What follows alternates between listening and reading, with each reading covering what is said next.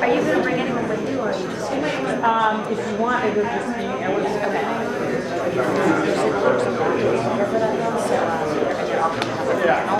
So let them come up to that. That way it'll be in and out. She brought it. Great. Thank you so much. Thanks. Go first. Yeah. Yeah, my puppy. I have a copy of them. I'm not sure if you have them or not. Yes, I do. I brought them. Oh, okay. It's important. Good, how are you?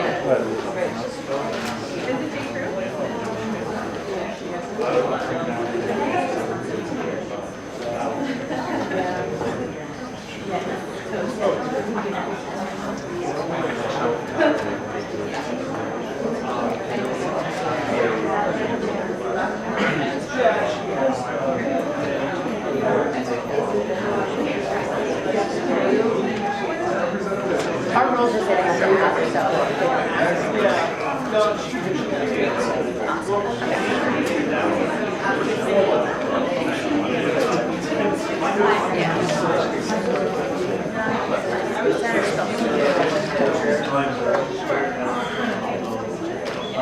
Good.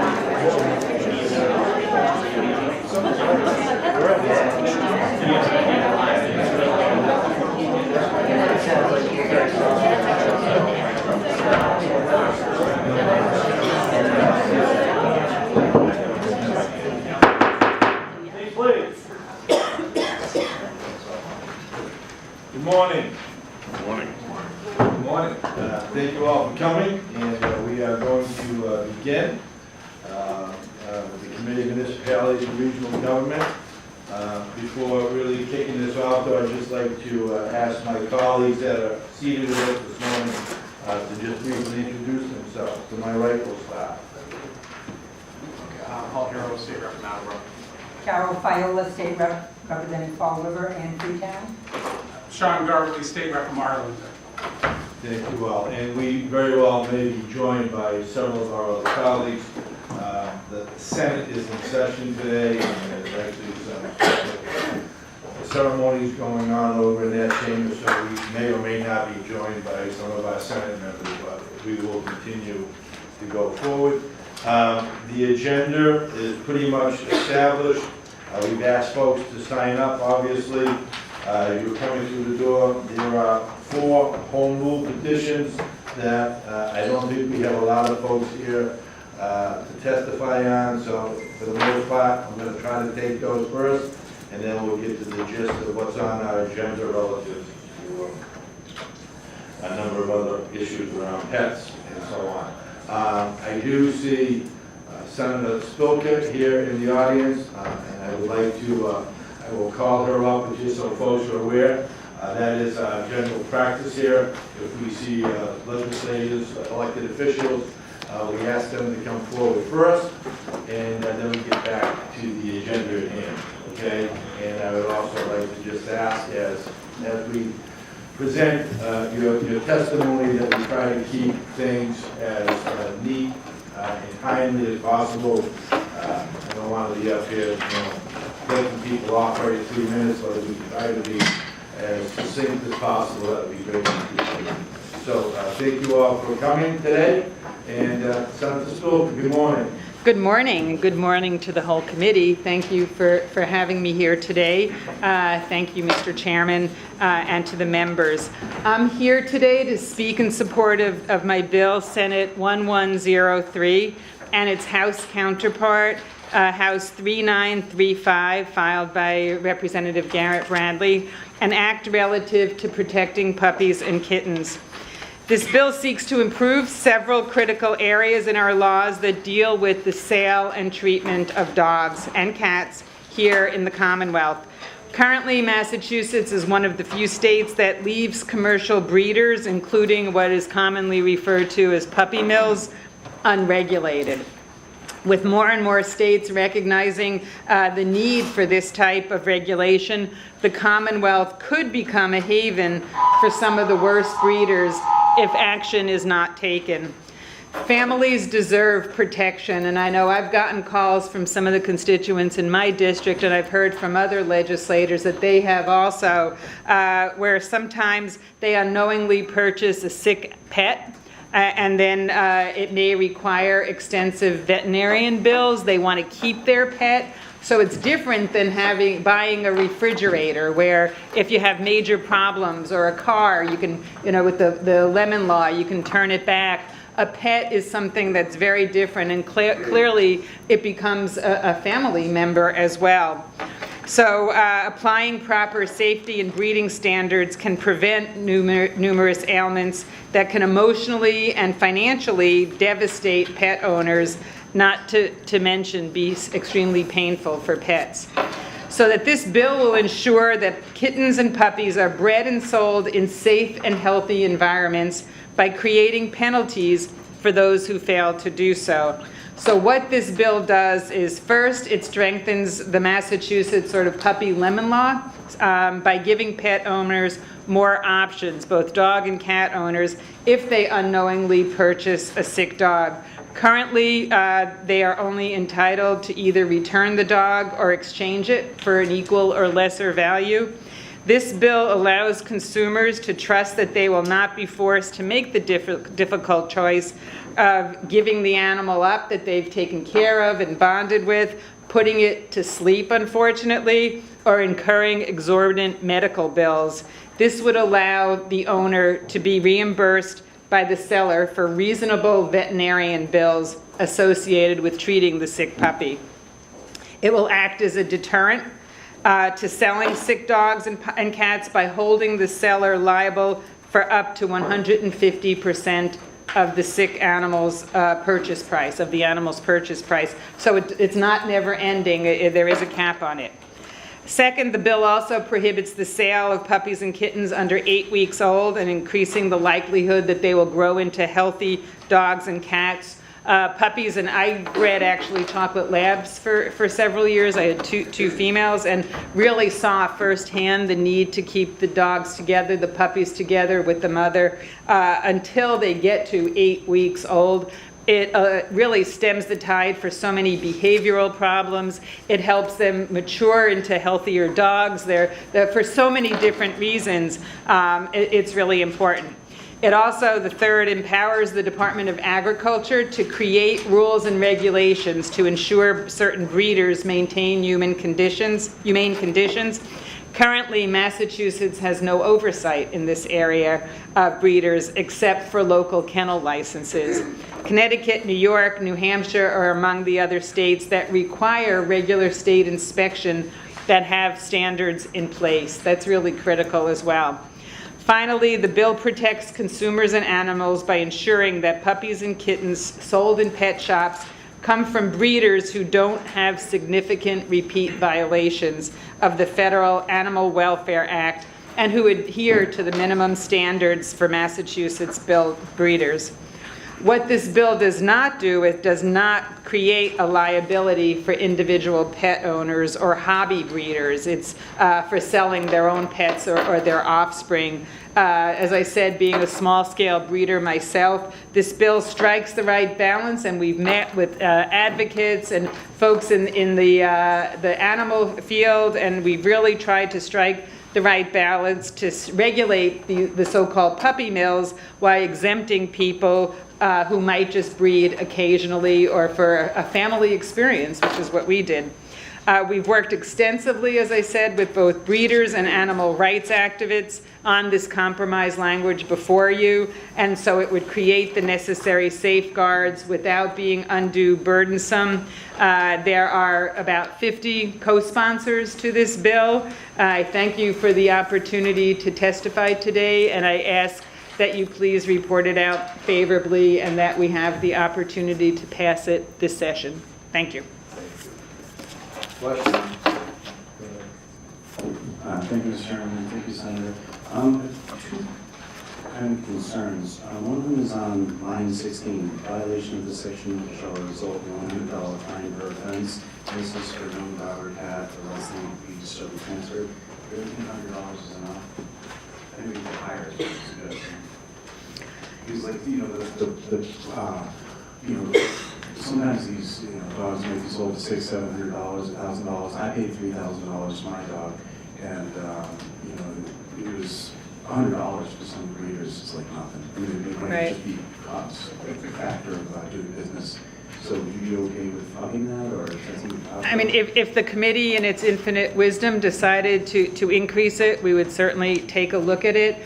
For a lot of people, $100 is a lot, but if you're a breeder, I mean, I think that we would look at the circumstances. The amounts were a compromise, but certainly you could take a look at that as a committee. The second one is line 77, where it's talking about, it starts off on line 75. If a seller wishes to contest a demand for ordinary expenses, refund or exchange made by a buyer, under the section, the seller may require the buyer to produce an animal for examination within 10 days by a second licensed veterinarian designated by the seller. I'm a little bit concerned about a second licensed veterinarian designated by the seller for reasons of collusion. Is there some, like a seller might have probably goes to that area and say, can we just get this clean pass? So could we do something where there's like a designated list of veterinarians that people could go to? Sort of like arbitrator veterinarians, in a way. Yeah, I just worry about the issue of collusion. What are your thoughts about that, or something? I mean, we're certainly willing to work with the committee to potentially, if this is an issue, come up with other ideas to make it more neutral, which is what it seems your concern is. Yeah, that's exactly the same. So, well, thank you, Mr. Chairman. Thank you. Senator, I really thank you for bringing this bill forward. I've had so much response to it along with the other bills together. Oh, good, good. As a pet owner myself, I have a pit bull, and I walk in, just a quick story, I know we're all busy, but I walk on the neighborhood, and I was friends with all the neighborhood dogs, and we go to puppy daycare sometimes. But it's the little dogs that get them, you know, bark at them, and he looks at them, and he wants to play, and sometimes these dogs get a bad reputation. I guess I look at this and say, I commend everyone for coming forward and helping our animals, and I agree with Representative Hiru on the idea of $100 fines. Dealing with issues in our own community now with ordinances and absentee landlords who just continue to pay $100 fines if their properties are uninhabitable. And so $100 fine for a breeder who makes $3,000 or $2,000 per dog times a litter of a few of them, that's a lot of money. Right. And I would agree, I think people, you know, that fine is very easy to just pay and continue to disrespect the law or the ruling. So I really think that that's something to look at. Could I just commend you on your choice of dogs? I have a rescue pit bull. So, and he's our sweetheart. He's really a great dog. We love I had to dogs, add so, that. well, anyway, I just think there's so much here to look at and so many positive aspects, and I really commend you. Thank you. Thank you. Thank you. Representative Gadley, any questions? Okay. Just really quickly, Senator, thank you. So for the casual breeder, I'm not quite sure. I see the clarity of not having some sort of, you know, I understand that most folks are doing it for the right reasons, but for the casual breeder who may not be, we're not looking at any kind of compensation in that scenario? Under this bill, after meeting with all of the stakeholders, it's limited to if you have, I think the limit we finally agreed to was 10 female dogs that between 1 and 8 years old that, you know, could become pregnant. Again, you know, we're certainly willing to look at that further. You know, the casual is a casual breeder, 3 females, 5 females. It's hard to know. So again, if you want to have further discussion as a committee before you report it out, we certainly would be willing to discuss this further. But this was, we filed this last year, so we've spent a lot of time as, you know, trying to come up with compromise language. Thank you very much. Thank you. So I know we have been joined by Representative Quiros to my right. Thank you, Representative, for joining us this morning. And I do see 3 colleagues in the audience, and I think in order of being present first, I think it was Rep. Barber, Rep. Provost, and Senator Eldridge. So, If it's okay, Denise and I are here on the same Oh, bill. then We all please. go together, and I have my alderman from somewhere go else. right ahead. Terrific. This is to make it more efficient. I promise. Efficiency is our middle name here. I know. Yeah. Thank you, Chairman. Members of the committee, thanks for taking us out of turn. I'm joined, again, as I said, by my alderman from Somerville, Tatiana Valentine. Now, is the mayor also with you? The mayor is coming, I believe. Okay. Terrific. Thank you. But running a little late. That's okay. We're here in support of House 3851, which is an act granting the City of Somerville authority to adopt institutional master plans subject to the review of the city. Somerville is already one of the most densely populated areas in the Northeast. And recognizing the need to plan for our future development, Somerville undertook a 20-year master plan, which we call Summer Vision, that outlines development and the jobs and housing necessary to keep our city thriving. But in order for these goals to become reality, we need to work cooperatively with all of the institutions, and there's a number of large nonprofit institutions in Somerville now that we also want to work with. So Somerville is trying to work more collaboratively and incorporate the plans of those institutions in our community process. So this bill is really about looking at master plans and having a process with those institutions when they're developing and buying up land in the future. So I just wanted to quickly frame it. I'm going to turn it over to my colleagues to talk a little bit more about the bill. Good morning, thank you. My name is Tatiana Valentine. I'm the alderman in Ward 7, and thank you for this opportunity to speak before you. Somerville needs a zoning ordinance that requires publicly accessible institutional master plans, which reveal the growth plans of university, healthcare, and other large nonprofit institutions. As alderman, I submitted this legislation to accomplish this, and here is why. As a Somerville resident for nearly 25 years and as an alderman, I have experienced both the benefits and less beneficial aspects of a large institutional neighbor. I can state from experience that nonprofit institutions provide jobs, partner with our city and our schools. However, these large multinational billion-dollar institutions impact and expand into our neighborhoods without sufficient dialogue with the city. Currently, the 3 largest nonprofit institutions in Somerville own nearly 20% of our 4 square miles per the city data from our tax assessor's office. These nonprofits occupy commercial residential properties, thereby reducing very limited supply. This reduced supply puts upward pressure both on residential and commercial rents. Properties owned by nonprofit institutions are also removed from the tax rolls, so Somerville loses twice. First, we lose housing supply and commercial space, and then secondly, we lose tax revenue that would help us pay for many essential city services. These nonprofits are in conflict with the Somerville's comprehensive plan by not preserving our neighborhoods, by reducing municipal financial self-determination, by increasing displacement of low and moderate income residents. Requiring institutional master plans has precedent in Massachusetts. Cambridge in 1979 was granted a home rule petition to regulate nonprofit institutional growth. The City of Boston's, the Boston Redevelopment Authority, has a Massachusetts general law which requires the institutions maintain master plans that look ahead 10 years or more. Cambridge and Boston sought to require institutional master planning requirements for the same reasons that Somerville would like to require institutional planning, to ensure that there are no surprises, to require planning dialogue between institutions and their host cities. We are asking for the ability to create zoning that will require these very impactful institutions to participate in planning our communities together with other stakeholders, residents, businesses, and the city. An institutional master planning requirement would be an excellent way to ensure this collaborative planning. I thank you for allowing me this time, and I request that you favorably move this forward. Thank you. Good morning, Chairman O'Day, committee members, Denise Provo, rep from Somerville.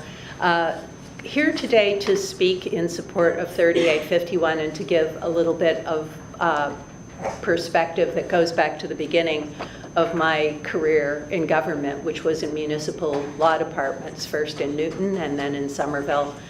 And for those of you who've ever been involved in municipal government or you know, in the jobs that you have, seeing what goes on, you know that much of the drama of local government has to do with land use and, you know, who buys what properties and what plans they have for them. And precisely because the so-called Dover Amendment in our zoning statute gives nonprofit, educational and charitable corporations so much ability to construct buildings which are consistent with their mission as of right, they become players with outsized power in local land use, and particularly in a city like Somerville, which, as Rep. Barber says, is 4 square miles. As of year before last, 43% of our land was tax exempt. You know, you end up with a tax structure that's an inverted pyramid, and that is not sustainable. The benefits of having a master plan are that for the city are that they would allow discussion and negotiations about institutional development that could lessen the impact of having so much of our land be under the ownership and control of non-profit organizations, which are exempt from the property tax, and you know, which take up so much space in the city that has the least open space per capita of any community in the Commonwealth. Just to give you an example, if you're going down Mystic Avenue toward going west and along the Mystic River, you'll see that there's an enormous building under construction, just huge. It looks like it's a piece of a wall. The good news about this building that Partners Healthcare is constructing at Assembly Square is that they are folding more than a dozen leases of back office space into a brand new building, and they will have all their back office function employees, IT, HR, billing, all of this, right at Assembly Square, you know, where they'll use our new Orange Line station, and they will shop and presumably use local businesses during the day. But of course, Partners is tax exempt.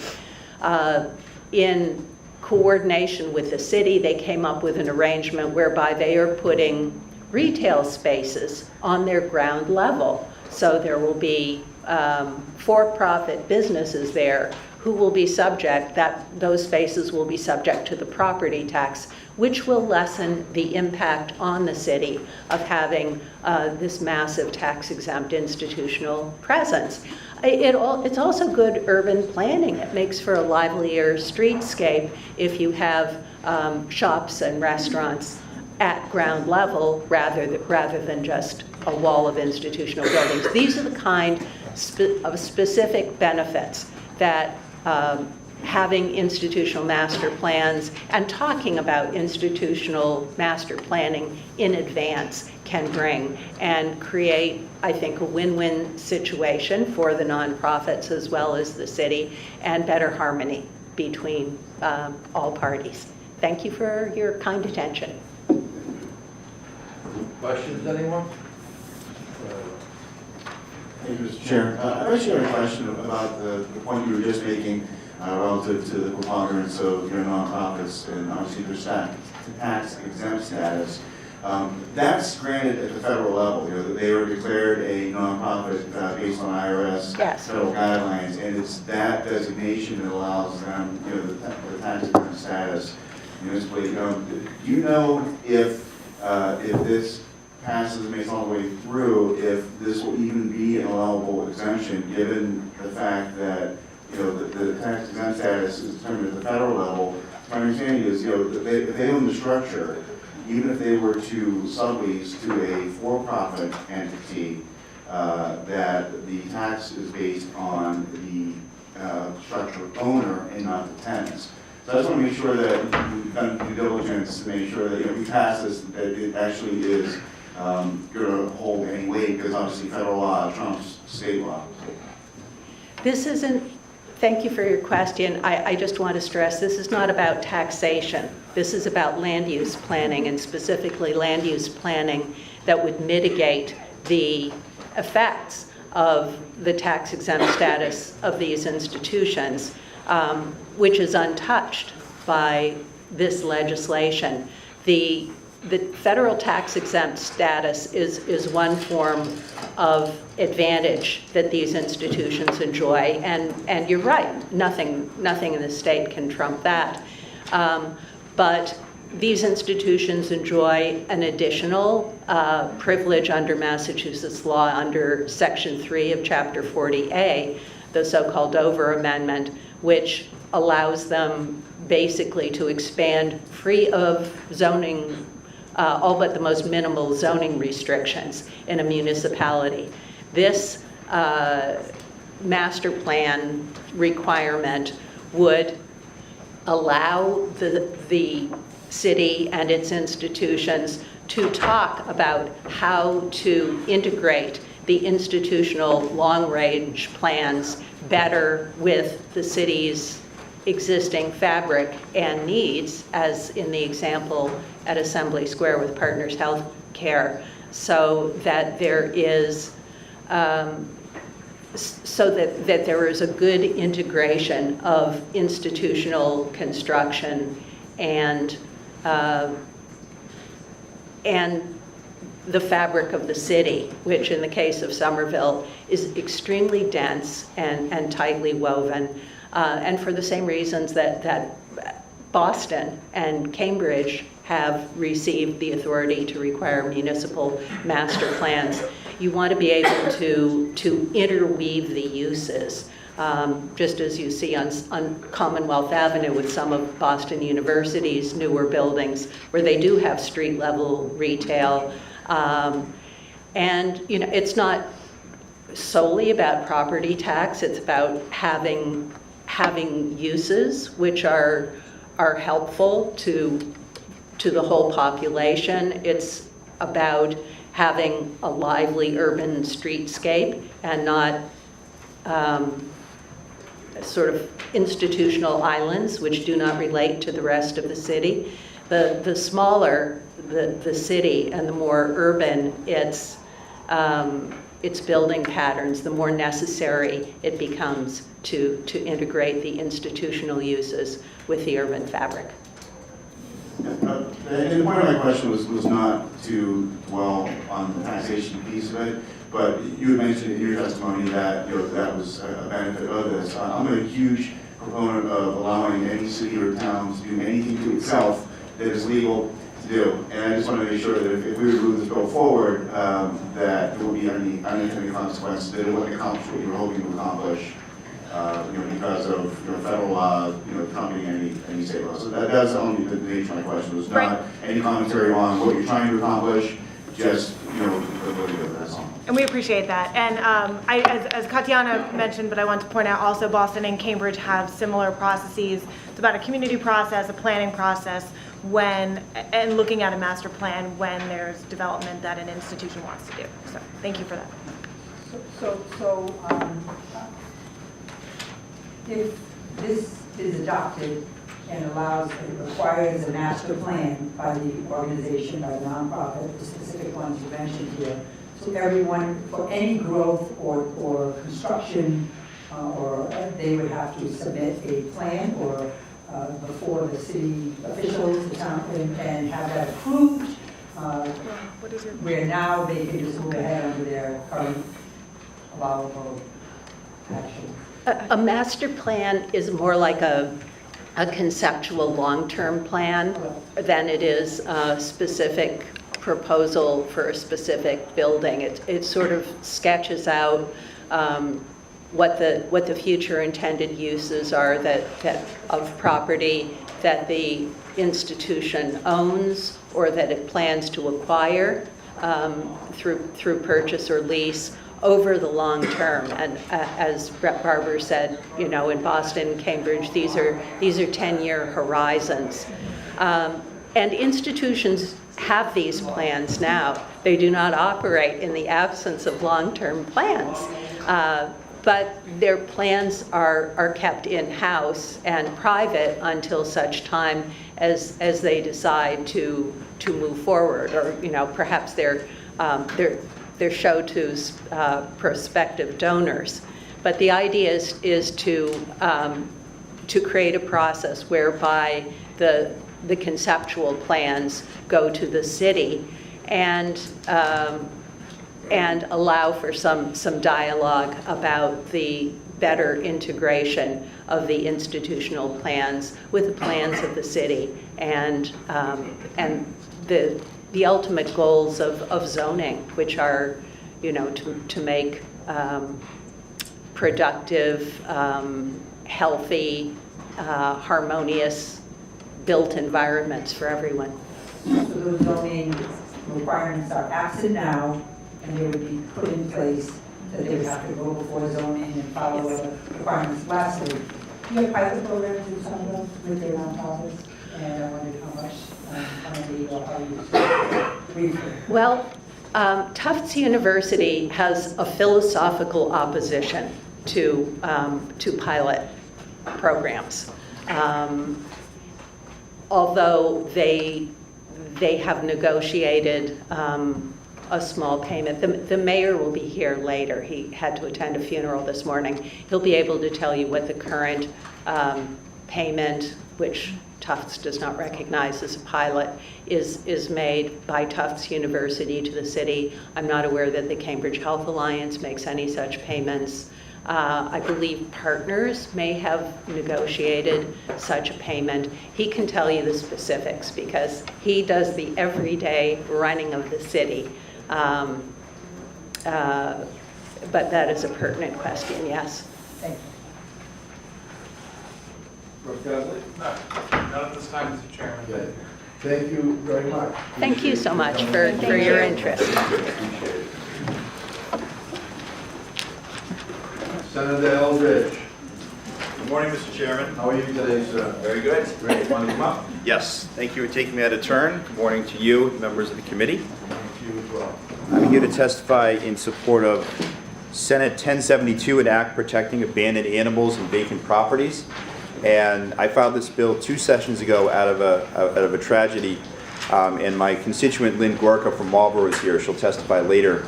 But in 2011, Lynn Gorka, who's a realtor, went into a condo complex, and it was discovered that a family living in one of the condos had abandoned the house, and they had also left their 2-year-old dog there.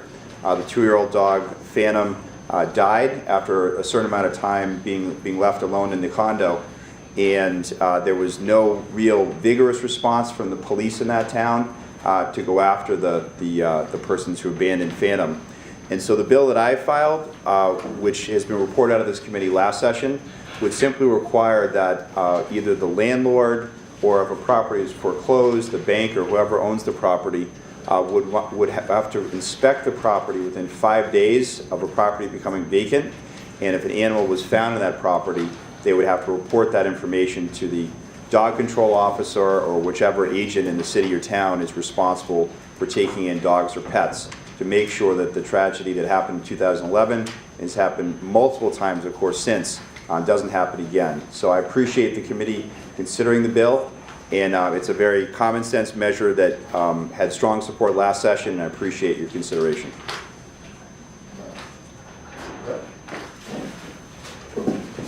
Thank you, Mr. Chairman. Thank you, Senator. 5 days, that seems like a long time. Did you say 5 days or 3 days? The bill is 5 days. Interesting, the committee changed it to 3 days last session. So, yeah, so that would be, perhaps that's a better change. Yeah, I was hoping maybe even just 24 or 48 hours if possible, because maybe you would oppose to that, or... No, I would be open to that. Yeah, thank you, Representative. Thank you, Mr. Chairman. Hopefully we'll be in that change. Mr. Chair. Thank you, Senator. Refresh my memory on this, because I was on the committee last year, and when the bill came to us, it did have 5 days, and I think the committee made that amendment to 3 days to tighten that window. And then we moved it forward. Did this not make it all the way through the process? I sort of remember this going pretty far through the process. I thought we actually had adopted a version of this bill last year. We did not? It did pass the Senate last session, but it did not pass the House, so, last session. All right. And I believe the bill was filed, at least our notes show that it was filed with a 3-day amendment. Okay, thank you.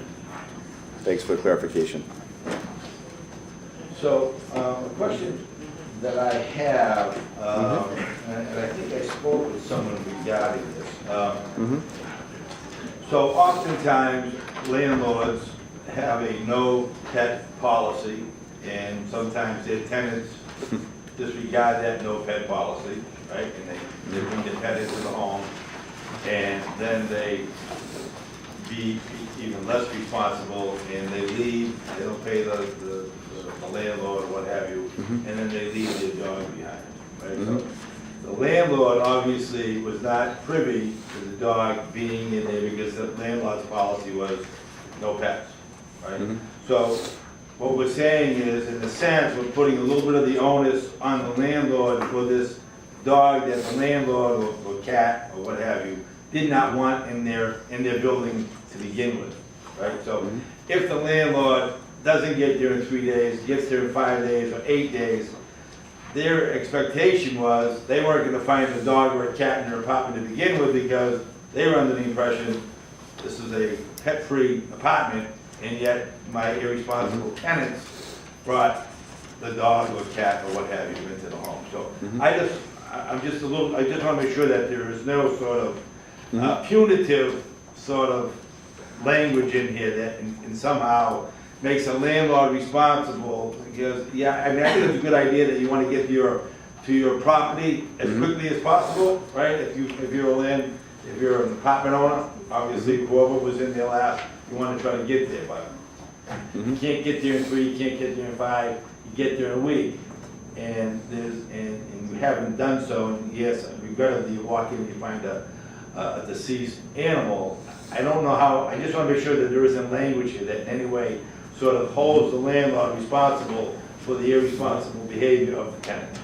It's probably a long way to get to that point. No, it's a very good point, Mr. Chairman. I guess I would respectfully say that it is a bit of a burden on the landlord, but at the end of the day, I'd rather have that slight burden that the landlord has to go in with than a set amount of time, as Representative Kuros has suggested, to make sure that there aren't any animals. And I really don't think it's too much more of an expectation that, you know, once the property becomes abandoned, really is in the interest of the landlord to go in and inspect it very soon, whether for sort of maintenance purposes or more importantly to make sure there's no animals left there.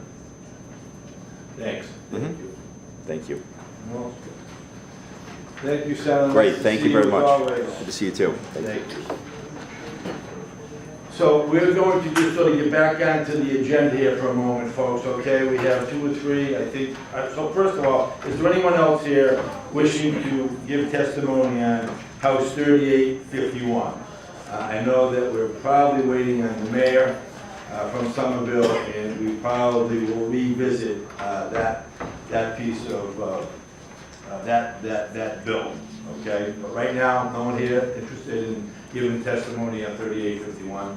So I'm not going to actually close that portion of the hearing. I'm going to keep it open until we see the mayor come forward. Next, we have Senate Bill 2086, an act authorizing the town of Westport to indemnify for the payment of certain medical expenses for a retired firefighter. Is there anyone here interested in giving testimony on Senate 2086? Seeing no one, we will close that portion of the hearing. I make a motion to close Senate 2086. Motion? Second, all in favor? Opposed? Fine, so we'll close that portion of the hearing. Next, House Bill 3924, Representative Strauss, an act relative to the town of Mattapoisett, general bylaws. Anyone present interested in giving testimony on, that particular piece of legislation? If not, I'll entertain a motion to close that portion of the hearing. Second. No, thank you. Second? Yeah? All in favor? Opposed? That portion closed. House Bill 3935, Rep. Chris Walsh, an act to amend Chapter 27 of the Acts of 1996, Town of Framingham. Anyone here interested in presenting testimony on that piece of legislation? If not, I'll accept the motion to close that portion. Second? All in favor? Opposed? Terrific. All right, so do we have sign-ups? Right? I guess we do. All right. So we will now hear testimony on House 1826, Senate 1103, Representative Bradley, Senator Stoker. We've heard one piece of testimony provided already here this morning, and we do have a sign-up sheet, and we will do our best to try not to injure any of these people's names that I'm going to read off, and ask folks to come forward. John Malace, Robin Malace, and Lucia Malace, please step forward. And please just try to be mindful of our time, okay? Good morning. Good to see you all this morning. Good morning.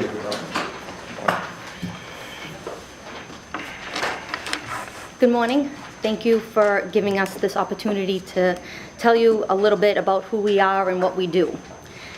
We are not here to be painted, to not be painted with the same brush. We are siblings that own Pet Express. Pet Express was established on the Linway in Lynn in 1995. Me and my brother John were late teenagers, and my brother Rob was in his early 20s. Our parents are immigrants who supported us to embark on an American dream to create a pet shop where people could come in and interact with a large variety of different types of pets, purchase high-quality pet products, and have a nostalgic pet store experience. Now Pet Express is a leader in the pet industry and has found forever homes for tens of thousands of pets in New England and beyond. Some of these pets have been placed with well-known celebrities, sports icons, and political influences. In 2002, Pet Express decided to expand its Lynn location. In the following years, Pet Express opened 3 more locations in Danvers, Saugus, and in Braintree in order to meet the pet-related needs of the entire greater Boston area and easing access from surrounding areas and states. Pet Express cares about pets. Since the beginning, animal care has always been our first priority. From custom animal enclosures to state-of-the-art ventilation systems, Pet Express has both created and set a new standard of animal care in its industry. In 2012, we have been honored with the Winners at Retail Award from the publication called Pet Business Magazine. Pet Express even holds seats on the American Kennel Club's Retail Advisory Board, which is a group of industry leaders selected by the AKC striving to improve the standards of animal care by creating stronger and healthier standards worldwide. We are also members of PIJAC, which is the Pet Industry Advisory Council based in Washington, D.C., and has been invited to be regular guest speakers at the Breeder Conference held in Missouri every year to our knowledge and influence within the pet industry. Now a company over 20 years old, Pet Express has grown to include over 80 well-trained employees that are genuine pet-loving people.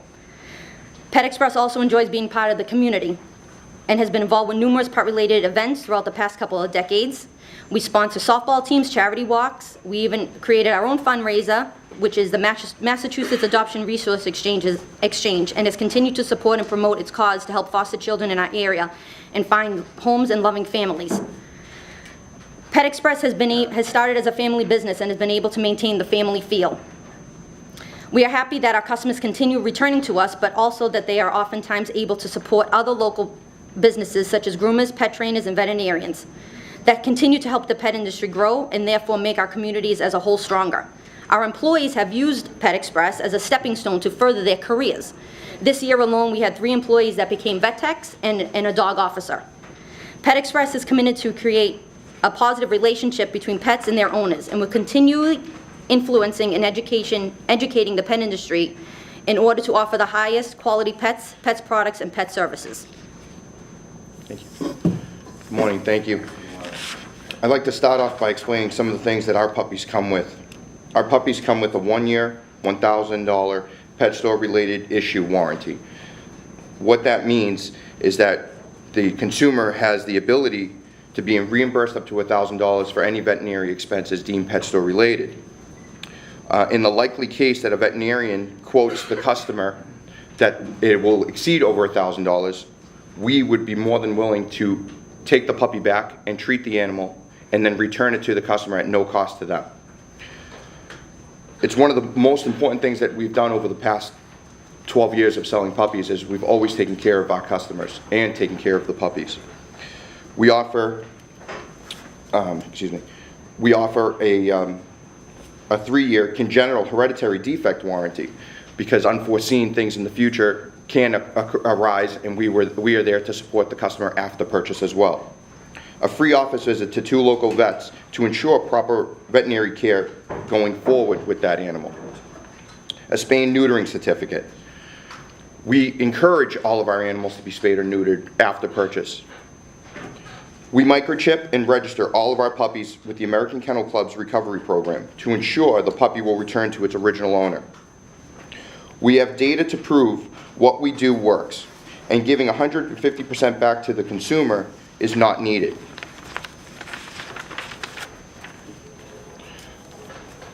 Our puppies over the past 12 years of data have proven that only 8% have actually had an issue. The average claim was only $320.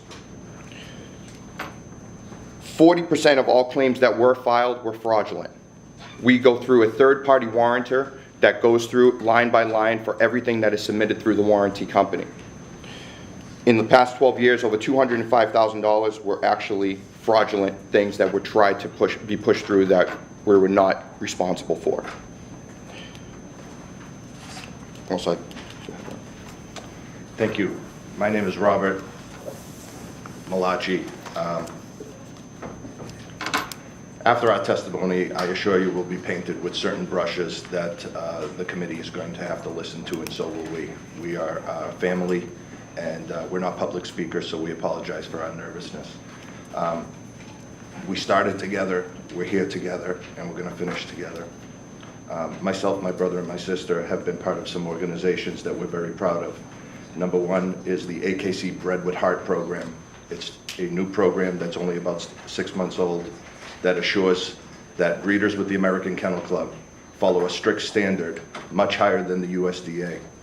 This allows breeders to participate in this program and become a A+ breeder, or Bred with Heart. We are also working with breeders currently for a program called USDA A+ program, which allows consumers to see right off the bat if the USDA report is in clean standings with no non-compliances. Anyone with an A rating would be 1 year, A+1 would be 1 year plus. So the consumer has the ability, without actually looking at USDA reports, that we've already done for them. We have a task force at hand made of 3 people that go through breeders, go through breeder USDA reports for our buy list and our no buy list. So our breeders are monitored regularly. The AKC has honored us with 7 other retailers throughout the country as a board member for the American Kennel Club Retail Advisory Committee. We meet regularly about 5-6 times a year to discuss retailers and a grading system that would allow consumers, like the restaurant business, to walk into a pet store and be confident that that store is passed and regulated in a grading system. These are things that we are doing currently for the pet industry. Our concerns of this bill is that it does not protect all puppies and kittens. Like Chair O'Day had asked, what about breeders? Well, we have it going forward. Some more information. Our watchdog group recently caught a rescue group in New Jersey that, unfortunately for them, did not take the USDA license collar off of a dog that was transported by a broker and posted it on their Facebook as a rescue from an overcrowded high-kill shelter. This dog was purchased from a breeder, was purchased through a broker, and was sold through a rescue as a shelter rescue animal, when in fact it was purchased and was called a rescue. This is an epidemic growing throughout our country called retail rescues. Wherever these bills are being passed, these organizations come in, they hide behind 501s and non-profit organizations, and they call themselves rescues, and they are selling puppies. This legislation is an attack to pet stores and high commercial breeders. At this time, Massachusetts has no USDA breeders that any of this legislation will go forward to. Pet Express has been an example of the way things should be done in this state, and we have the data for over 20 years to prove it, that the way we conduct our business and the way we talk to our customers and take care of them. Just walking through the State House yesterday and this morning, 4 people approached us, had purchased puppies through us. And they've had nothing but excellent experiences.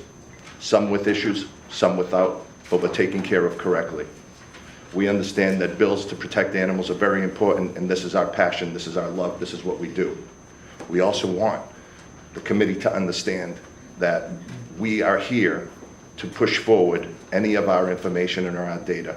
We would like nothing better than other pet stores to come into the state and ruin our reputation that we've built. Consumers in Massachusetts do not go to Pet Express worrying about where the puppies come from and what kind of warranty they have, because our reputation is 20 years old. We are confident that we can help. We are confident that what we do is the right thing, and we are confident if anybody would like to come to our stores and visit and personally come in and talk to any one of us or have a tour. We appreciate your time. Thank you very much. Thank you. If anyone has any questions for me. Questions?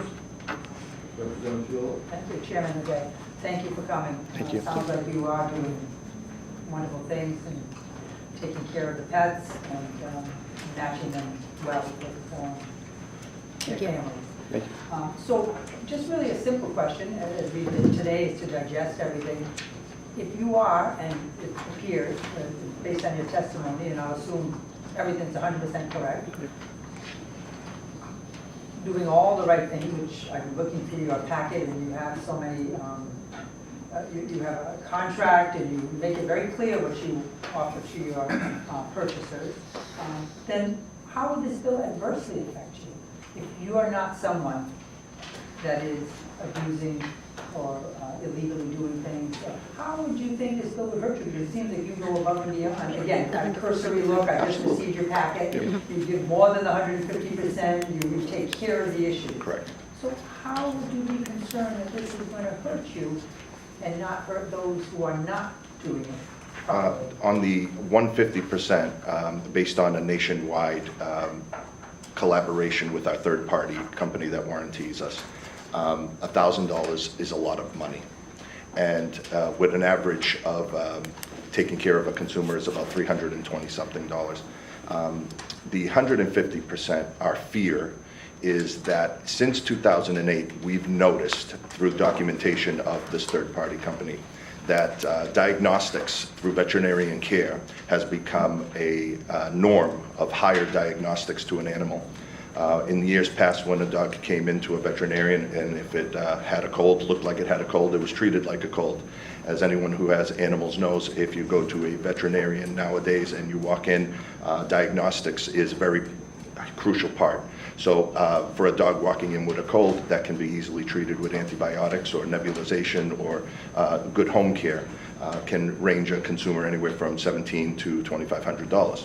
So when a consumer walks in and gets an x-ray, gets blood work, gets an MRI, gets a CAT scan, gets everything, and then walks out with $16 worth of antibiotics, our concern is that once this bill passes, if passes, the veterinarians have an opportunity to see that every dog purchased in Massachusetts will have a 150% bill sitting on top of their head. So a dog that was purchased for $2,000 now has $3,000 worth of medical expenses that can be contributed to it. Also, there is a 10-day policy on this that we would need reimbursement within 10 days. A dog is not treated in 10 days. If an animal has an issue that needs certain antibiotic care, 10 to 14 days is standard. And there would be no way for us to reimburse the consumer until the dog was really fully treated, because if it needed more care, we'd have to open up the books again and have to do another warranty policy for them. So we'd like to elongate. We have no problem taking care of a consumer, but we'd like to elongate the time frame that it would take for someone to pay them back, because like my brother said, 40% of the claims that are being put in are non-applicable, so that they're throwing in their flea prevention, their vaccine, their rabies shots, nail trim, and they don't line itemize when a letter is written from the vet to the pet store. We're just basically getting, I so-and-so saw a puppy with a URI, and this is the bill. The third party then would contact the vet, ask them for all the documentation, the records, anything like that, and they go through it. And the average consumer, they averagely need about 30 days or so. 7 days, 10 days after all the information is put together is okay, but until all the information is collected. The other issue that would affect us is the buying part of purchasing a puppy. We currently, like I said, have a task force that goes through the USDA reports. Buying from a direct violation breeder, it's not our thing. We can't speak for the whole industry, but buying from a direct breeder is an animal welfare issue. Having 2 indirect violations in 2 years.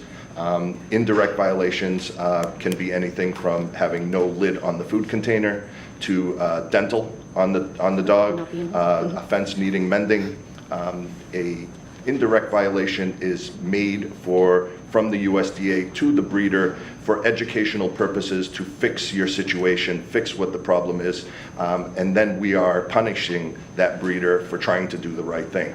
Our opposition publicly states that there are 10,000 commercial breeders in the United States. USDA only licensed 1,700 of them. We're attacking the people that are willing to have their lives legislated, licensed, inspected, but yet the other 8,300 commercial breeders, which quote-unquote puppy mills, are not being regulated. This legislation does not protect any animal coming into the Massachusetts from the internet, garage sales, parking lots, retail rescues, humane societies, individual breeders. This is only protecting commercial kennels, which again, there are none, and pet stores. So this is a very targeted bill. It's not good for everybody. It's only good for pet stores. If we are all here to protect puppies and kittens, we all know rescues and no longer charge a fee of $40 to $60 for an animal. We're talking $400 to $700. That is a purchase. That is not a rescue. We are all purchasing animals, and they should all be protected. We are proud of what we do, but we feel that this legislation needs to protect all puppies and kittens once entering Massachusetts. Thank you for that Thank you. explanation, I really appreciate it. Thank you all very much. Appreciate your coming in and giving us your testimony. Thank you. Thank you. Rep. Ayers, if you don't mind, I'm going to actually have the mayor do his testimony, and then I'll have you come up. Is that okay? Sure. Appreciate it. Mr. Mayor, come on up. Thank you, Representative. Appreciate your cooperation. Thank you, Mr. Chairman. Good morning, Mr. Mayor. How are you today? Good morning, Mr. Chairman, for you. Members of the committee, I want to thank the representative, too, for granting me leave to testify before the committee on House Bill 3851. Again, I want to apologize and thank you for your flexibility. I had to come from a funeral mass, so I do appreciate the opportunity to testify in the bill. I'm joined by the city's planning director, Mr. George Proakis. But again, here to testify in support of H3851. I know you heard from some of my colleagues, Alderman Ballantyne and Representatives Provost and Barber, from this represent the city of Somerville. As you know, it's an act that is granting the city of Somerville the authority to require the adoption of institutional master plans subject to the review and approval by our municipality. But why do such an institutional master plan, Home Rule?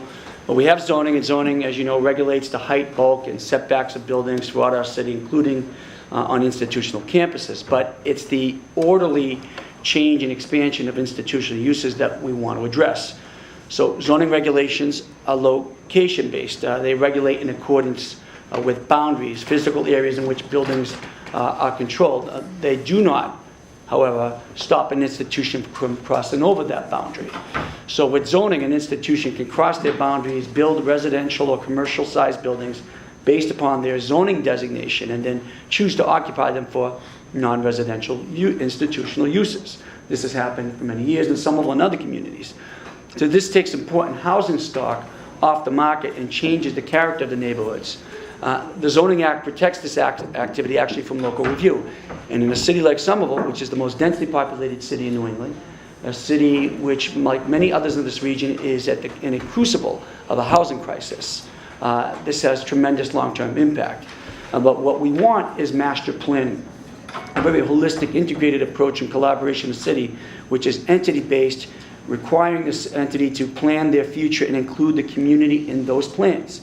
The plans can change, but only after further community input. Not unlike a major developer coming to the city. And again, we're only 4.1 square miles, 80,000 people, major blocks of land. If you're a major developer coming to Somerville, you're working with us on a major master plan, how that integrates with our community comprehensive plan called SummerVision. So there are two reasons that Somerville needs this home rule petition. One, master plan allows for a community conversation about the expansion of the institution. We can begin to look at institutions as campuses and ensure that any expansion of the campus is part of a community intent or align with our community goals. Master plans allow for a community to be a part of the conversation about how limited institutional land resources are used, especially now that student housing for our educational institutions is so important and needs to be part of the solution in order to meet the overall housing needs, not just in Somerville, but regionally. But there are other important things here to note. Institutional master plans will establish a mutually beneficial process. It'll actually provide predictability and clarity, not just for the city of Somerville, but for our institutions. And Boston has this practice, a similar practice. Boston can institute the practice because they are not subject to General Laws Chapter 48, as are all the other communities in the Commonwealth of Massachusetts. But the situations of institutional planning impact Somerville and the other communities as they do in Boston. And this too will help us as well. Large institutions, Tufts obviously comes to mind, already completes this process for their Boston medical campuses. So this is not something strange to them. The bill does not attempt to regulate religious institutions. The bill will permit Somerville to create a method similar to Boston's, but we will use it to craft a version of master planning that is similar but appropriate for Somerville. We expect to work collaboratively with our institutional partners to create a local ordinance.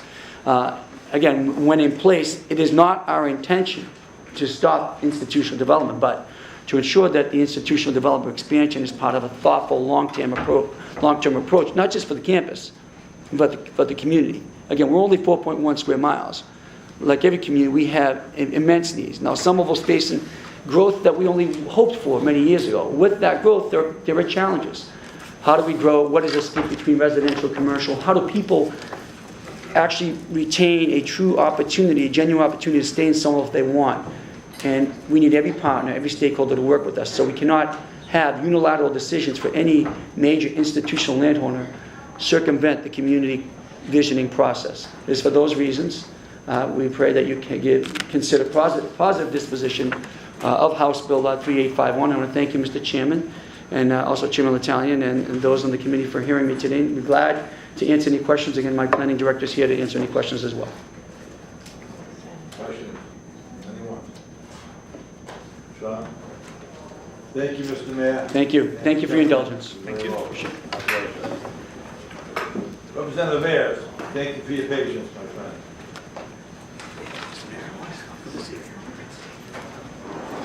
Thank you, Mr. Chairman.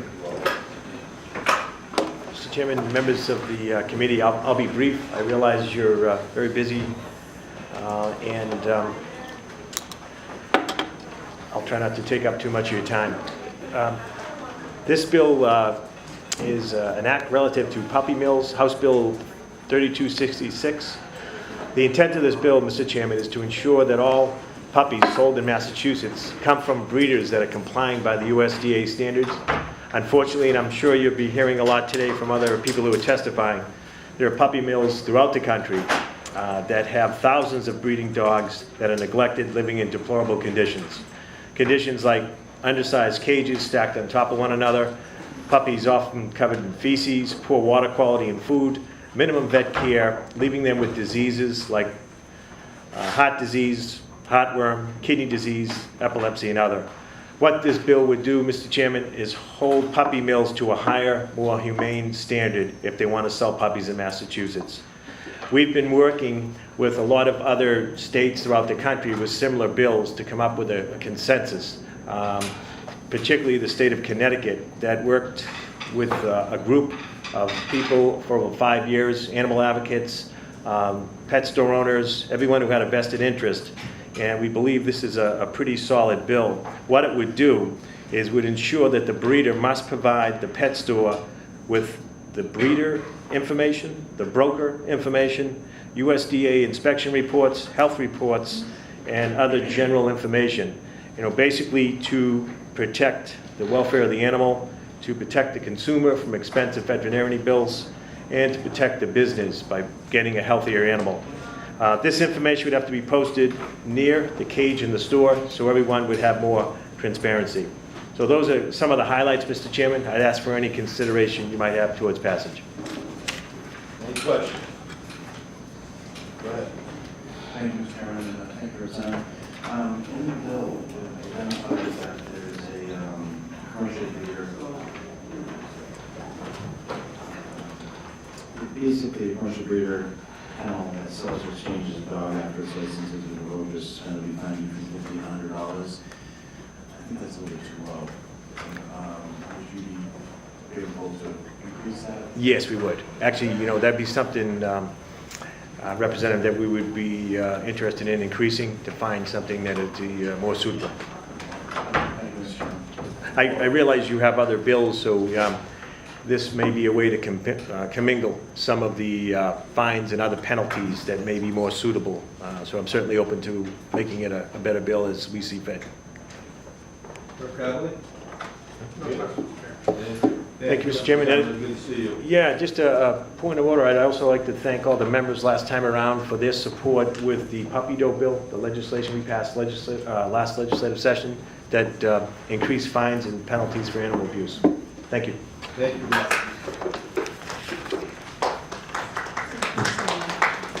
So we will return to House 1826, Senate 1103, an act relative to protecting puppies and kittens.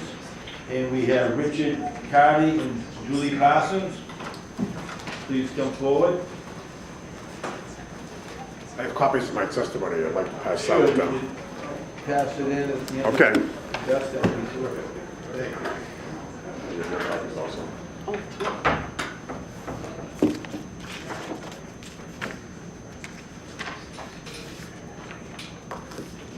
That's good. Thanks.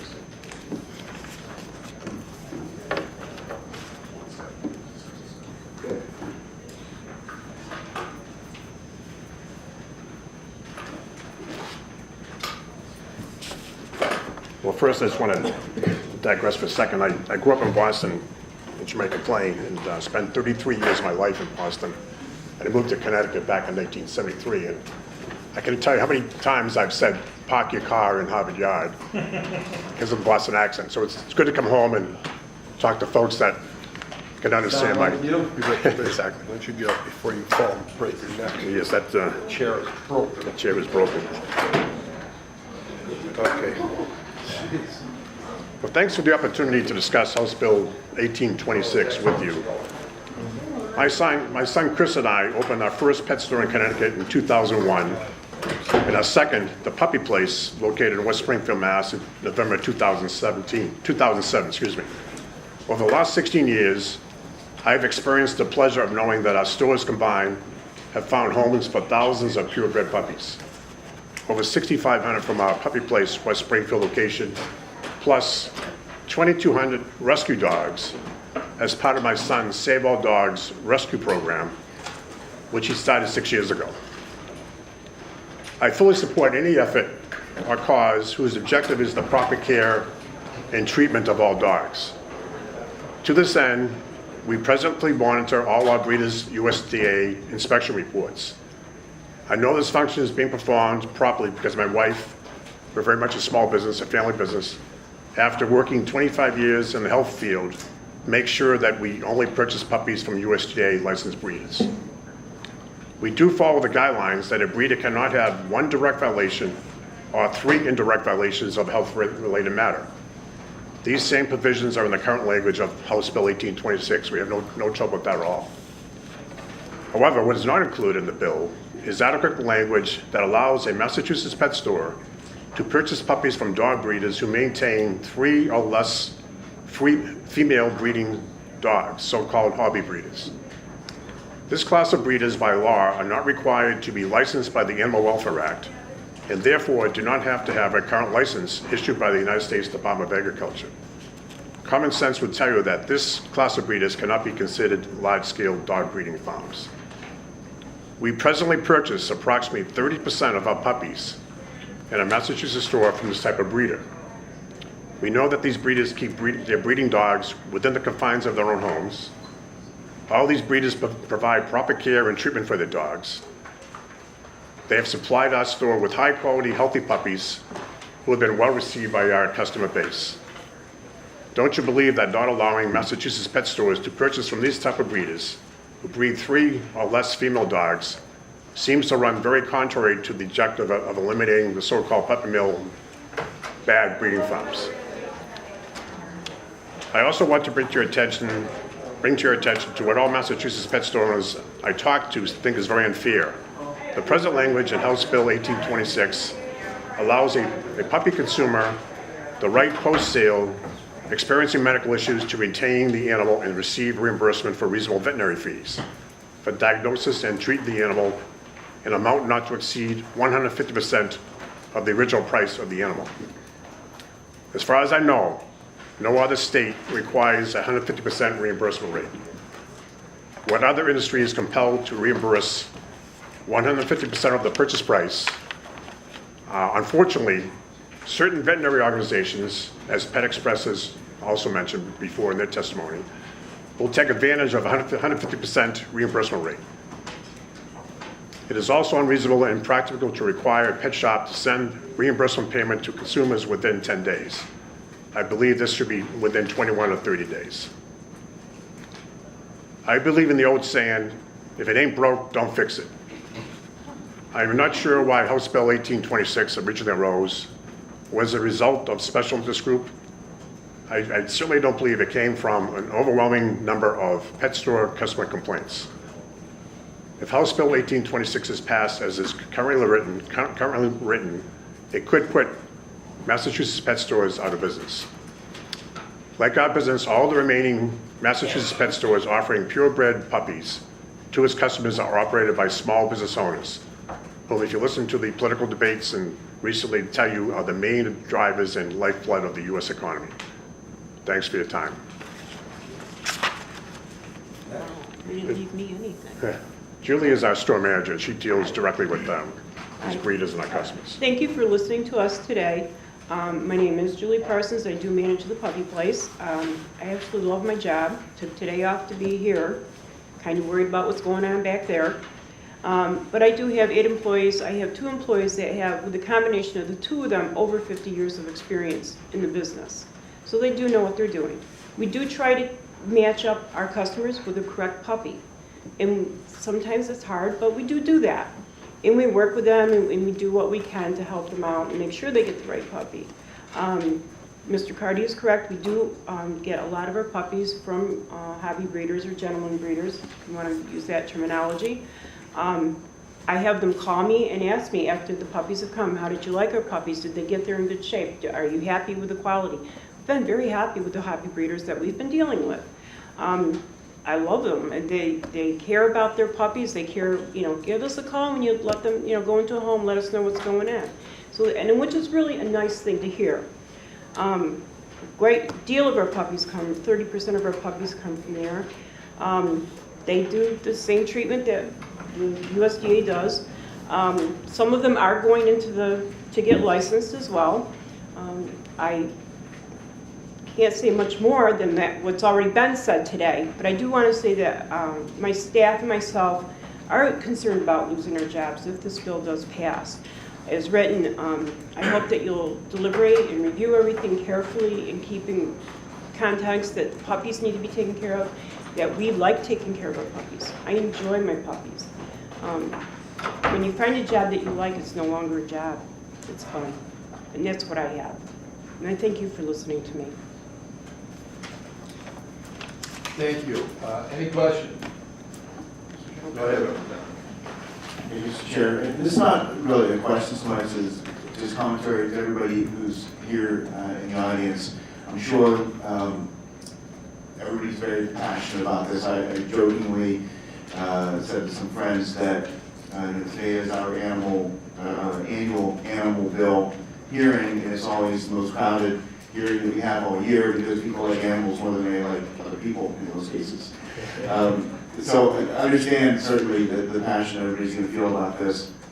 And I just want to make sure that both the people who are in favor of the legislation, who are opposed to legislation, or who like parts of it but would like to see other parts of it changed, is that the committee and the legislature in general is always faced with a balancing act on these types of things. For every reputable pet store that we'll hear from today, we will also hear horror stories of puppy mills. And our challenge as legislators, and I'm sure I speak for my colleagues to some degree on this, is finding that right balance that is punitive for those who are doing offensive things, but fair to those who are doing things the right way. So I just ask everybody to kind of keep those thoughts in mind as you testify today, because it is heartfelt. Certainly, you raise issues of concern about your job and continued employment. Others are going to raise issues about how much money they spent in caring for a sick animal that they bought who came from a puppy mill. And it is our job as a legislature to find that balancing point on these types of things. So I just really appreciate your comments. Thank you. Thank you. I'd like to just also welcome Representative Walter Timothy that's joining us. Thank you, Representative, for coming in here this morning, this afternoon. Nice to see you. Sean? Thank you. We're all set. Thanks very much. You're welcome. Thank you. Thank you. Thank you. We have Dale Bartlett, Bill Ketzer, Gina Mraz, Carol Holmquist.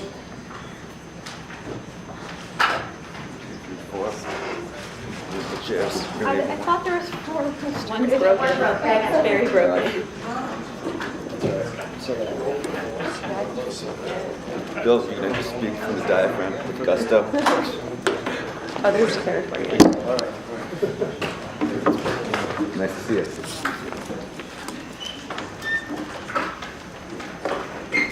Carrie, any stars? Sure. Good morning. Good morning, Mr. Chairman and members of the committee. My name is Kara Holmquist. I'm with the MSPCA. Thank you for hearing the animal bills today. Thank you for doing them in one hearing. Part of my testimony that I had planned, Senator Spilka so eloquently stated what the bill does. So I just wanted to address a couple of additional points and a little bit about where the bill came from. And just to take off where Representative Kuros left off, the MSPCA, that's very much how we approach this bill. But we didn't say, oh, what can we do? We are getting complaints. We've pulled complaints from state records and other agencies about the problems. We've talked to animal control officers about the backyard breeders, so-called backyard breeders selling puppies under 8 weeks and the problems. So this very much has come from real problems in Massachusetts. And last year, as Senator Spilka referenced, we did work with responsible breeders. There's a group, and I'm not sure they're here today, but it's the Massachusetts Federation of Dog Clubs and Responsible Breeders who represent the breeders who are going to care about the genetics. They're going to take back a dog that is sick. They're sort of doing the right things. One of the points I just wanted to make is mentioning them is that they have told us that no breeder, and the AKC standards I think reflect this, would sell to a pet shop. So I'm not sure where the puppies that the previous testifier mentioned from, but the breeders have told us when we tried to negotiate language this year, as you've sort of already heard from previous testimony, that a breeder who is looking out for genetics and doing all these things would not sell from a pet shop. So the bill is somewhat already a result of compromises, as you've heard. There's certainly things as I'd love to go back and talk with you after about the fines and some of the other comments I've heard. Certainly the previous, both of the pet shops, that 10-day period, I don't think that that's a deal breaker by any means. I'm a little worried about the diagnostic part because we've seen in reports that what might be seen as a cold could be actually a very serious and contagious disease as parvo. So I would be interested in seeing sort of where they believe that there's going to be unnecessary diagnostic tests on these animals. Some of them get very sick and die, and those diagnostic tests can certainly prevent them. But the bill was really, designed, the part about where pet shops can get their puppies from, it's designed to get to the worst of the worst. It's designed to get to these breeders that have a direct violation, or you heard 2, but it's actually 3 indirect violations of the Animal Welfare Act. So these are breeders, I have their reports, I'm not going to give you the binder, you can certainly look through it, I'm not going to pass in that to you, but you can see the types of violations and the types of activity that's happening in these breeders. I think you'd all, I've talked to some of you, be pretty appalled by what's happening. And I've listened carefully, and I appreciate the question about if these pet shops are doing what they say they are doing, and you probably will hear from other people that will question that, but if they are doing what they say they are doing, then why not? Why not have this pass? And the last point I'd like to make is that it's a hard argument to say, well, it's not enough. You know, we think it should do more. We think it should regulate internet sales. We think it should do that. I mean, nothing would probably pass in this building if we tried to do that. I get the points, and at least as far as for shelters and rescue organizations, they are being separately regulated by the Department of Agriculture. So there are other mechanisms to regulate what the other entities mentioned that are currently ongoing. So it's not that just because they're not in this bill doesn't mean there's efforts to not, make Massachusetts the best state that it can be, both for the animals that live in it and the people and the consumers who care about animals. Thank you. I know we've gone through the process and then asked questions, but can I just ask you a question quick? So I think you said AKC puppies are not sold at pet stores? Yeah, well, actually, I might. Let me ask you this Yeah. about it as well. Okay. And so with regards to these breeders who are on a list, right, they've got three Violations. three penalties? Yeah, violations. Violations, excuse me. Are we notifying pet shops that these breeders are bad breeders, and so we would strongly recommend or completely say you just cannot purchase puppies from these breeders? I mean, is that any way that can that be controlled in any way? Well, it's very easy. I mean, what we did is the Department of Agriculture has health import certificates, so you can see for the most part. Some use brokers. It's a bit more difficult to track down who the actual breeder is, but you can see who the breeder is and what pet shop the animals are going to. And then the USDA website is pretty easy to use. You type in the name of the breeder that's on the health certificate, and you can get their records. So any pet shop can easily access that. The law would just require them to not source from those places with direct or 3 or more indirect violations. I might pass the question on the AKC to some of the colleagues who work on a national level, but what I have been told from the breeders that I've worked with in Massachusetts is that I think it's in every breed standard through the AKC, or almost every breed, that they are not supposed to, I'm not sure exact language, but recommended that it's not part, that they should not be selling to pet shops. And that goes along with what the breeders that we work with, they should be, and these folks do, interview. If I went to go get a puppy, I mean, I'd want them to ask me as many questions as I had for them. I mean, they want to make good placements. So when a breeder sells a dog to a pet shop, they're losing that control. They're losing information about the dog, how it, if it ends up with any problems down the road. So the folks that I know that I've worked with in Massachusetts wouldn't do it, and then I believe the AKC standards says that they shouldn't do it too. Thank you. Sorry to have interrupted the flow. Hi, good afternoon, everybody. To the chairs, members of the committee, my name is Bill Ketzer. I'm the legislative director for the ASPCA for the Northeast, which is most of New England and New York. And we have about 30,000 supporters in Massachusetts, so I appreciate the opportunity to talk a little bit about this bill today. Much of what my written testimony had, which was submitted to the committee chair's offices yesterday, has already been eloquently addressed by the senator and other folks here today. So I just wanted to take a quick moment to focus on the specific piece of this before we turn it over to members of our panel who can speak more on a national level in relation to the USDA program and supply chain there, et cetera. I think here in Massachusetts, we have a great national reputation as having some of the best cruelty laws in the country, and clearly like a strong coalition of animal groups on all sides of the issue that come together and work on these issues together. But I think where it's lacking is, unlike a lot of other states, especially in the Northeast, we don't have here a uniform statewide standard of care for breeders.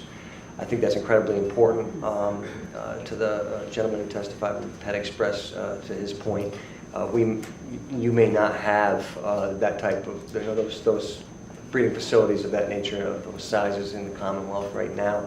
But you certainly could in the future, and I've seen it in my own home state. I'm from Albany, New York.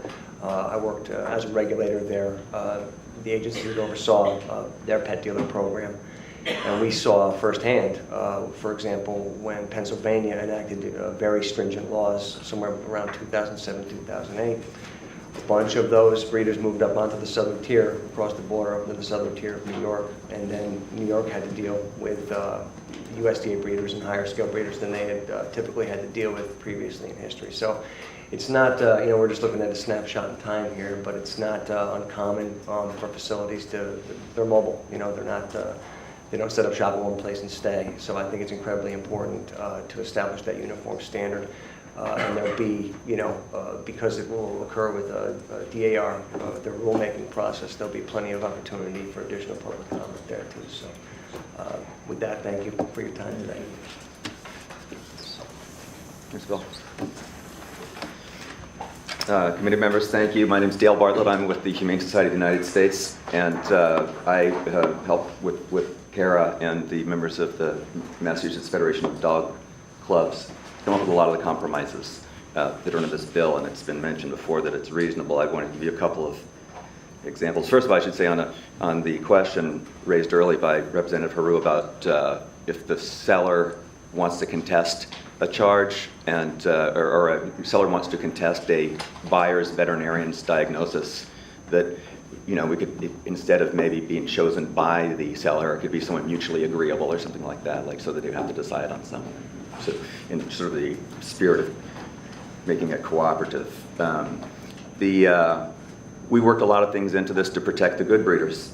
For example, if a breeder provides if a breeder who's also a seller provides the buyer with a document saying, before we bred this dog, we did our due diligence and we sent off the genetics to the lab to make sure that, to try to screen for any illnesses, and the dog got sick anyway, and like an act of God, then the seller would not be liable for the reimbursement, because they could say, look, we tried everything that we can, which I think is reasonable.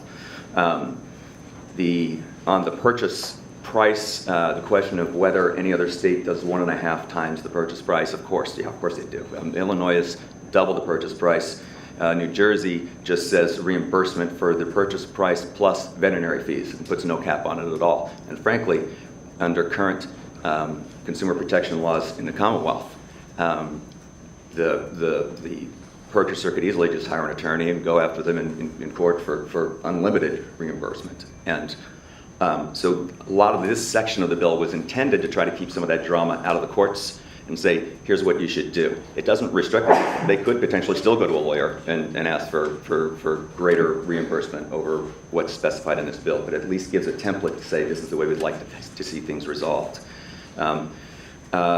Section 2 of the bill revises the rules for how inspections can occur, and says it has to happen in a certain time frame, and that only if the breeder is breeding in their own home, then only the sections of the home that are being used for breeding shall be inspected, so it's a lot to protect them there. It requires the Department of Ag, as Bill is saying, to promulgate rules for commercial dog breeders. But we didn't, a lot of states specify what the rules are going to be in the statute, and we didn't go that route. We just said, let's leave that to the department, and suggested that they, I think it says they have to view or consider the corresponding rules and standards that are established by the American Veterinary Medical Association. So it's not the Humane Society or the SPCA or the ASPCA, it's the AVMA, it's the vets. It's relatively reasonable.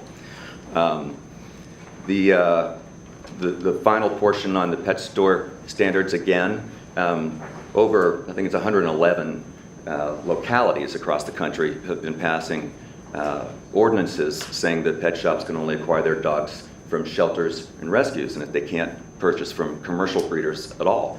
And this language is very similar to languages passed in Connecticut and New Jersey and Virginia, and PJAC has actually been in support of those. PJAC is the pet industry lobby group. They're probably here today. They've actually supported that language in other states. So it says you can't use the absolute worst of the worst. The USDA's enforcement is notoriously weak, right? They admit it in their own audits, and the standards are fairly low to begin with. So it's not going to protect, it's not going to say no puppy mill dogs will ever end up in a pet store. It's not going to do that. But it will say the worst of the worst, the ones that have the most egregious records. You can't buy a dog from them. And it's something that the largest dog selling chain in the country is Petland, and they've agreed to that. They like it. In fact, their own standards are higher than what's in this bill. So we think it's a reasonable, I think it's very reasonable, but we think it'll be helpful. We think it'll help protect dogs in this Commonwealth. Thank you. Good afternoon, everyone. I really appreciate this opportunity to speak in favor of this bill. My name is Gina Mraz. I'm the manager of the Puppy Mills campaign for the ASPCA, where Bill works. As a part of my role at the ASPCA, I oversee our No Pet Store Puppies campaign, which urges consumers to take a pledge not to buy anything in pet stores or on websites that sell puppies. The ASPCA believes that most pet store puppies come from puppy mills, and so we urge the public to not financially support pet stores that sustain this incredibly cruel puppy mill industry. A puppy mill is a large-scale commercial dog breeding operation where profit is given priority over the well-being of the dogs. Puppy mills usually house dogs in overcrowded and unsanitary conditions without adequate vet care, food, water, or socialization. Pet stores typically obtain their dogs from puppy brokers or middlemen who get these dogs from USDA licensed breeders.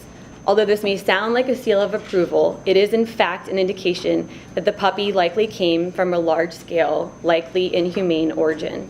The standards of care required by the USDA are inadequate and not what most of us would consider humane.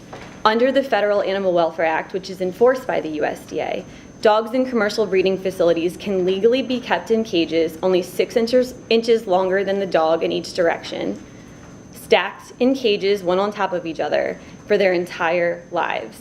It is completely legal under the Animal Welfare Act to house dogs in cages with wire flooring and to breed females at every single heat cycle. So even full compliance with the Federal Animal Welfare Act, no violations, provides no guarantee that these dogs are living in humane conditions. Even if standards were adequate, enforcement by the USDA is abysmal at best. In 2010, the Office of the Inspector General issued a scathing report documenting lax enforcement by the USDA. This report found that at one facility, dogs were so badly starved that they had resorted to cannibalism, yet the facility was allowed to continue to operate and sell these puppies to pet stores. Dogs were further seen with gaping wounds left untreated and flea and tick infestation so badly that you could hardly see the dogs' faces. In this same audit, the OIG found that the agency's enforcement process was ineffective at achieving compliance, specifically because the agency continued to take little or no action against these violations. Given that the USDA system is far from perfect, it's clear that breeders who are cited for violations of the Animal Welfare Act are of serious concern. To illustrate just how serious and pervasive this problem is, the ASPCA created a consumer tool on our website that allows the public to see inside USDA licensed facilities. This site includes over 21,000 photos taken inside facilities, licensed facilities, during routine inspections that reveal disturbingly inhumane conditions and massive suffering at these facilities. In many cases, we are able to draw a direct link from particular pet stores to the breeders who have supplied them with puppies, with the ultimate goal of allowing consumers to see firsthand where these puppies are coming from. While USDA licensure does not equate with humane treatment, public perception is that it does, creating a false sense of assurance. The ASPCA polled the public to find out whether knowing a breeder was USDA licensed gave consumers confidence that the breeder is treating their dogs humanely. The results revealed that 71% of people were confident that it does. However, when probed further about the specific treatment allowed under the Federal Animal Welfare Act, overwhelming majorities of these people found these practices to be humane. So people think USDA license means humane, but they don't really know what that means. Allowing pet stores in Massachusetts to sell these puppies from facilities that have violations of the Animal Welfare Act essentially put the state's consumers at risk of unknowingly purchasing sick dogs from these bad facilities. In sum, current law in Massachusetts does not provide consumers with the assurances that the puppies they purchase from pet stores and breeders come from facilities in compliance with these very minimal health and welfare standards. This bill will also help keep dogs that come from some of the worst breeders, ones that egregiously failed to meet even the minimal requirements, out of Massachusetts pet stores. Passing this bill will also give the Massachusetts Department of Ag, the most important opportunity to develop their own clear, enforceable, and high standards that will ultimately protect the state's consumers and help to keep some puppy mills out of Massachusetts pet stores. We hope that the department will follow the lead of other states like Pennsylvania, as Bill mentioned, that have adopted strong and meaningful standards, and we stand willing to assist in any way that we can. Thank you. Thank you. Any questions? Dr. Godwin? Walker? Oh, good, Mr. Chairman. Mr. Chairman, if I could just clarify what Kara was talking about earlier, the AKC does sell puppies to pet shops, and well, it doesn't sell puppies. It registers puppies that are produced by breeders that do sell to pet shops, but largely because there's a lot of puppies being sold, and so they want to be the ones who register those dogs. They tried to crack down on the breeders 10 or 15 years ago and were boycotted by the Missouri Breeders Association, so they stopped doing that. But the national clubs for the breeds are where the responsible breeders are, and you can find them certainly on the AKC's website. There's a list of them all. We looked at the code of ethics for every single breed of dog that's recognized by the AKC, and 97% of them had a specific statement saying that we don't sell our dogs to pet shops in their code of ethics. So it's the breeders and the breed clubs, not the AKC itself. I think further, just to piggyback on what he just said, I just want to clarify what the AKC is. It's simply a breeders club where the breeder pays to be a part of the club, and it just ensures that the mother and father of the puppies are purebred puppies. It's certainly, AKC does not equate with reputable breeder. Right. Like was said, reputable breeders do not sell their dogs to pet stores. They want to meet the family and make sure that their puppies that are a part of their family go home to a nice family that they approve of. Thank you, Mr. Chair. Gina? Yeah. You mentioned that the USDA website is pretty accessible, tons of pictures, fairly easy to track where a given puppy came from, that type of thing. But my experience has been a little to the contrary, in that I had some constituents reach out to me, one of which is here today, with some concerns over some local establishments. And the group has had some difficulty in putting together the forensics, so to speak, to identify specifically where animals are coming from. And I would just ask if the ASPCA would see a role for themselves in making this type of information more readily available, so that consumers can make better choices as to who they do business with. Because, I happen to buy a dog from one of the establishments that's been questioned by very many in my district, and I hit the dog jackpot that we have a happy, healthy dog, but that's not always the case. But I, even as a legislator, was not aware that USDA has a website you can go to kind of figure out where your dog came from. So I would just leave that as food for thought, that there might be an opportunity here for your organization to maybe increase awareness and access to the state, because everything I've heard is it's really like forensic investigations trying to figure out where your dog came from. I really appreciate that question. So we had the same experience, and just to clarify, the photo database that we have lives on our website. So I use the Freedom of Information Act, and I send that into the federal government every month, and I ask them to provide photographs that they took the month prior. So those photographs are not made public on the USDA website, only the inspection reports are. So when I get a response of photos, I upload them to our nopetstorepuppies.com website. So we saw that issue, and we had lots of consumers reach out to us and say that they really either didn't understand how to use the USDA website, because it can be a little tricky for someone that hasn't used it, every day for a long time. We direct them to our database, and so along with those photos that live on our website, we make sure to include the USDA license number, the name of the breeder, any inspector's notes. So these photographs, just to clarify, are also taken by USDA inspectors. They're not taken by us. So we include the inspector's notes along with the photos so they know what they're looking at. Sometimes it's hard to tell. And then in every instance that we can, we connect these specific licensed breeders to pet stores that they've sold puppies to. So they can use that as a tool. It's searchable. They can type either in their zip code to see pet stores in their area or breeders in their area. They can search by pet store name. They can search by breeder name if they happen to walk through a pet store and see a name of a breeder posted on a cage and do their own investigating that way. So we have tried to make it easier, but we're continuing to strive and make those connections for consumers from puppy mill to pet store as clear as we can. Can I add one very, very quick thing? No. When I said the USDA website is accessible too, we had to do a public information request to the Department of Agriculture, and I will say, because I know public records is a topic here, that they do come back very fast, relatively for what we're asking, so they've done a good job.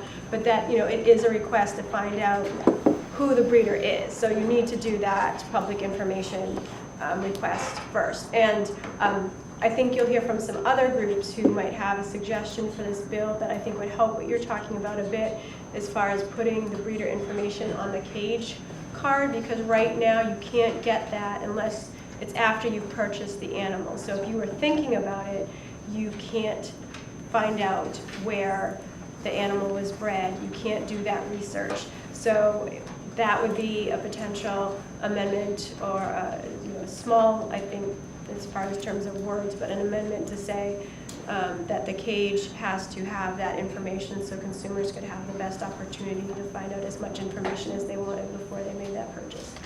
So are there pet stores now that do provide you with that information or not? Or are there really good pet stores that do and some that don't? That's a good question. Some of the groups from people from a group called the Mass Coalition of Against Puppy Mills have signed up, and they've done a lot more on the ground going into the pet stores and asking that. From my understanding, and they can clarify this a bit, they have had difficulty getting the breeder name unless then they're told that they have to purchase the animal first. So the pet shop knows it. But, and I can't say, I don't want to say for every pet shop, but they'll probably have a little bit more detail about what they found when they've gone to try to ask it. But it seems to be, it certainly seems to be a problem. Anyone else? Thank you. All set. Thank you. Thank you.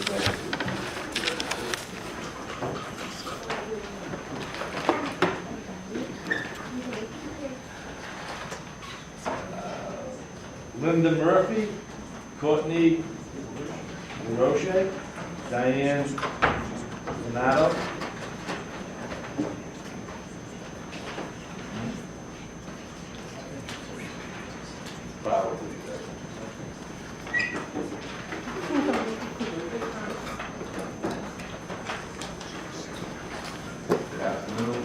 Good afternoon, and thank you. We're very happy to be able to be here today and talk to you about what we've been working on for a really long time. My name is Linda Murphy, and I'm from Situate, and I'm a member of the Mass Coalition to End Puppy Mills. This all started for me in December of 2012 when I decided to try to find out where the puppies at my local pet store were coming from. A sign in the store says, "Our breeders generally raise 1 or 2 breeds which they specialize in." Later, I received documents from the state that showed me that their 2 main breeders had sold them at least 13 different breeds of dogs and many combinations of those breeds. As a result of what I learned, I did a lot more research and been working very hard to raise awareness with consumers and legislators on the connection between Massachusetts pet stores and large-scale commercial breeding facilities in the Midwest. An Act to Protect Puppies and Kittens is a mostly wonderful bill, and we're so happy that the legislators are taking a look at this issue. We do have a little concerns about the provision that says that commercial breeders with limited non-compliant items on their inspection report would be acceptable. I read dozens and dozens of inspection reports connected with Massachusetts pet stores. And one thing you should know is that an indirect non-compliant can have the exact same definition as a direct non-compliant. It seems to depend on the discretion of the inspector, how he wants to report it. And it certainly is not the benign conditions that pet stores tell their customers it is. In the end, I want you to know that inspection reports really don't matter, because these breeders can have between 20 and 800 adult breeding dogs on their property, and they could never ever be profitable if they kept and fed and housed all their older mother and father dogs. The truth is that the mother and fathers of the Q Pet Store puppies are completely disposable. They don't even call them dogs, they call them production animals. And this has been going on since the middle of the last century. And I believe that the practices of this industry do not match with the basic sensibilities and basic humanitarian beliefs of the people of the Commonwealth, because we've already said that we care more about dogs than we do about an industry that exploits them when we ended greyhound racing in the state. Then I know that over 3,000 people in Massachusetts have sent these postcards up to the State House. We've been traveling around the state collecting them, and they want you to know that they would support a ban on pet stores selling puppies from commercially bred facilities. Thank you very much for listening. Thank you.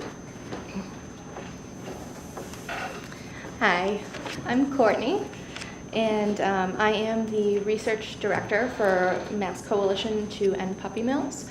I do a lot of the research regarding where the puppies are coming from. And I'm going to start by talking about, we do have some difficulty tracking where some of these dogs are coming from by requesting the interstate health certificates to track where they come from out of state. They will not list the breeder, but the actual broker. So unless we actually get paperwork from a customer who bought that puppy, we do not know who the breeder is, just the broker. I'd also like to say that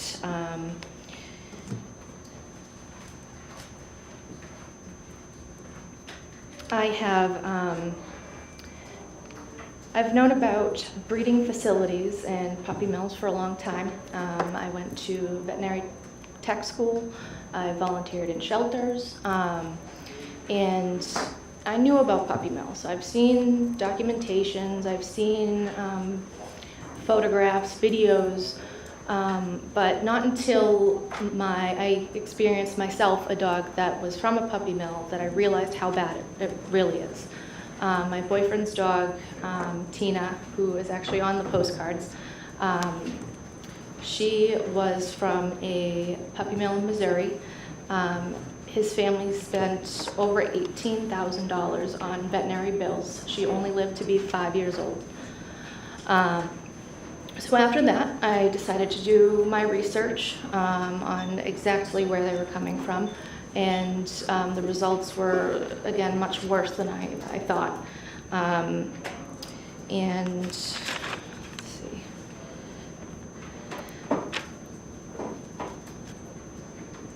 It has taken me about 3 years to get a good grasp on this industry. There's a lot involved, a lot of gray areas. The USDA, their report, their audit of not effectively enforcing the Animal Welfare Act. And I have been able to trace all the pet shops in Massachusetts to large commercial breeding facilities, also known as puppy mills, that have numerously violated the Animal Welfare Act. I've had a large outreach of families who have bought sick puppies. And a lot of these families don't know what to do. They don't know where to go to report it. They don't know who to talk to. So a lot of these people will try to guide them to, file a complaint so the state knows what's going on. And since more awareness has come about, we get people who have bought sick puppies about 15 years ago that are coming out just now. So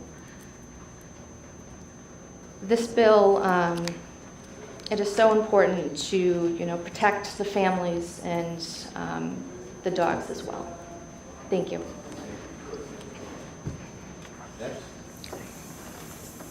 Good afternoon. My name's Diane Lenato, and I'm from Revere. And I'm just going to talk a little bit of a personal level for me. In 1986, I did not know about the horror of puppy mills and pet overpopulation, and that innocent, healthy dogs are killed in shelters for lack of homes. Because I did not know this, I bought a puppy from a pet store. Tia was a beautiful gray apricot silver poodle who is as sweet as could be.